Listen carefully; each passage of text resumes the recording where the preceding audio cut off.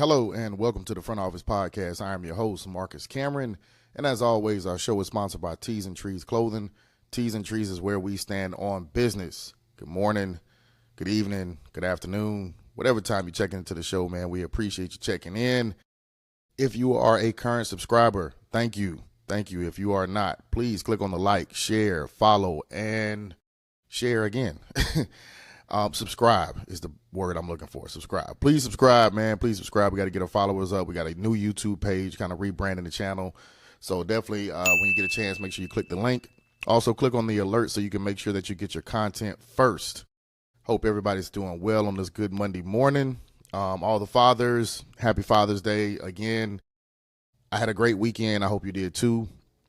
Especially if you're a deserving father. You know what I mean? It's not an easy job, man, but had an amazing weekend. Went out with some old friends on Friday. Shout out to Brent. Shout out to Shad. Everybody that was there.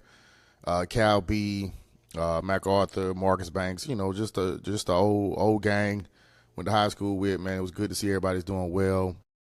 And then my aunt threw a Father's Day brunch for a lot of the family members on Saturday. That was amazing. And then Sunday I got to play golf with the homie Harold, a.k.a. Night Shift Ned.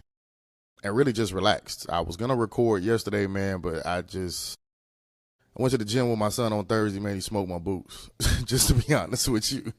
But listen, man, we got a great show today, man. We got a big trade to discuss, and we got to discuss Game 4 and talk about possible outcomes and adjustments for Game 5 coming up right now. The first piece of news we got today is Desmond Bane was traded from the Memphis Grizzlies to the Orlando Magic for Caldwell Pope, Cole Anthony, and not one, not two, not three, but 4 first-round picks. Now, that sounds like a lot, and it is. It is. I'm going to go a different way.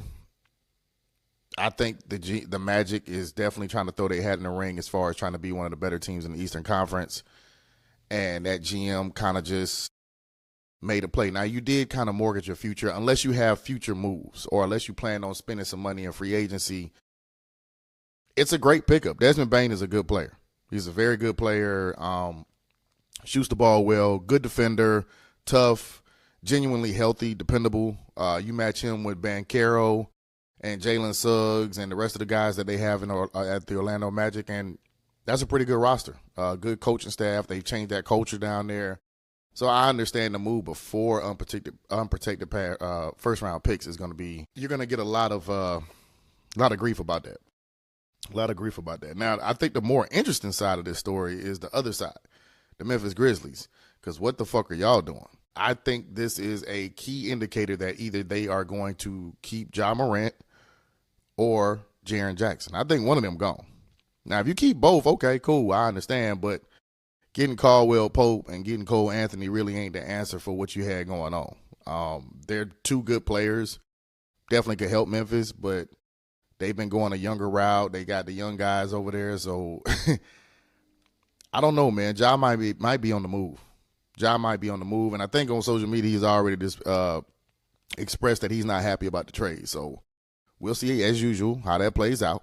But I do want to go ahead and get to Game 4, the Indiana Pacers and Oklahoma City in the finals, and let's give some predictions for Game 5. Game 4 of the NBA Finals, the Thunder pull off a very tough win against the Indiana Pacers. Shai Gilgeous-Alexander was amazing in the last 3 minutes of that game. I thought he proved why he was the MVP, led his team to victory. I thought the Thunder as a whole played a lot better. They had much more impactful contributions.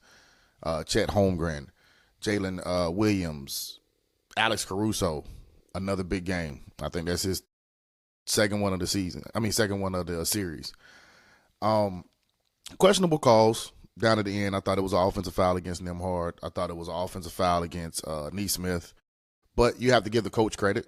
We talked about it early as why they weren't starting a big lineup, because I guess he was more comfortable with Case and Wallace against Indiana Pacers team. But started a big lineup, and it had results. I think they won the rebounding edge probably by about 11, and they had a lot more offensive rebounds, which gave them more possessions, which counted them more shots. I mean, Indiana hit 11 three-pointers.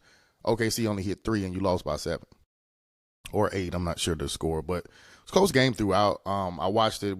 Like I said before, we were at a party, so I couldn't sit down and watch it in depth, but I did get a chance to rewatch it on Saturday. And Indiana lost that game in the last 3 minutes, honestly. They controlled that game. They had a 10-point lead going into the fourth quarter. Rooting for Indiana is like being with a toxic female or in a toxic relationship. You know this shit ain't good for you, but it's just something about them that keeps you coming back. And that's how I feel kind of rooting for the Indiana Pacers. I don't think they played bad, which is why I'm a little worried now. Now I'm a little worried. It's not that you can't win game 5, but it's you had the opportunity to have this series on the chokehold at home. And now you have to do something which a lot of people don't think you can do.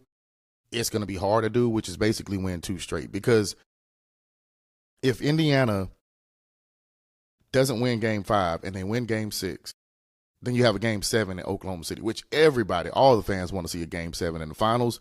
That's awesome. But that's to the advantage of the Oklahoma City Thunder, as it should be. They had the better regular season. They have home court advantage. It's just not a great stat to have to go on the road in game 7 in such a big moment and try to win a game. So now it comes down to the pivotal game 5. Game 5 is usually always the most pivotal game in a series. I thought it wouldn't have been as pivotal if Indiana could have went up 3-1.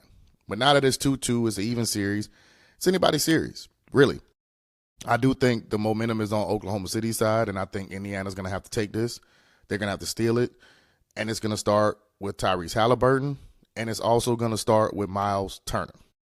Haven't talked a lot about Miles Turner. Miles Turner is starting, or last game, did a little bit of some of that Carl Anthony goofy fouling shit. You got to be better, bro. You got to be better than that. That's not going to cut it. That's bullshit. Play defense, man. Play defense. If Miles Turner can have a big game, also the adjustments. I thought Mark Dabo from Oklahoma City made a great adjustment as far as going with the big lineup with Hartenstein and Chet Holmgren to start off with, and he finished the game with that. Now it's time for Rick Carlisle to respond. How do you respond? We've seen an adjustment. We've seen Tyrese Halliburton being taken off of the ball mostly throughout the fourth quarter and letting Nembhard initiate offense, with putting him in the middle of the floor. That started in game 1. That's how they came back. Rick Carlisle's been going with that. Now that's starting to look a little bit stagnant. The last 3 possessions, I think it was 2 bad shots and a turnover for Indiana. They were going with that particular mode. They were, started with Nembhard. They run Halliburton off a screen. He comes and gets the ball. But again, I don't like him running to that wing. I know he can beat that guy, but Oklahoma City is almost like they're feeding him to the trap. They're feeding him to a place that he doesn't want to go, and he ends up making it a mistake. So there's going to be another adjustment by Rick Carlisle. Has to be. Hopefully he has another adjustment, being that the front office podcast picked Indiana winning 6. But it's been a great series. I mean, it's been a heavyweight fight. They have been battling back and forth, back and forth, back and forth. The first 2 games were kind of up and down as far as the score, but the last 2 have been pretty much action-packed. I'm not sure if Indiana can pull this off now. I'm not sure, but I'm sticking to my guns. I'm sticking with the Pacers in 6. They're going to go in there and win game 5, and they're going to win game 6. They're going to win 2 in a row. They're going to do the unthinkable. All right? That is my hope. That is not my professional analysis. That is not my professional analysis. My professional analysis is the series is taking a turn for the worse for the front office podcast, because OKC has an amazing chance to win by about double digits tonight and almost probably close them out in Indiana. I'm hoping it goes 7 just so we can have some great entertainment, some great basketball. But I'm going to stick with my pick. I'm sticking with the Pacers, man. I like the Pacers in game 5. Halliburton has to be good. Siakam, they got to get Siakam in some one-on-one. And if he's not going to be just one-on-one, don't stand around and just sit behind the three-point line. Cut, move, do what you've been doing to get you here. And I think that's going to be the difference in the series. Oklahoma City just has to be Oklahoma City in order to win. Their role players are going to play better. They're at home. They're going to shoot better. The crowd's going to be into it. They can ride the wave of the crowd. They don't really have to do a lot in order to pull this off, man. So it's going to be very, very, very interesting to see if Oklahoma City and Indiana go 7. Like I said, I'm going to take the Pacers. I think Oklahoma City is a great team. And if they win, I mean, it's great. I think either one of these teams winning is great because it's going to be the first time we've seen either franchise win a championship. So it's good for basketball. One way or the other, man. It's good for basketball. But I'm going to try to give some game analysis. I'm going to stay on it. I'm going to stay up late tonight and get another episode recorded so I can drop it tomorrow morning. I am your host, Marcus Cameron, Front Office Podcast, T's and Trees of the Clothing Line. Peace.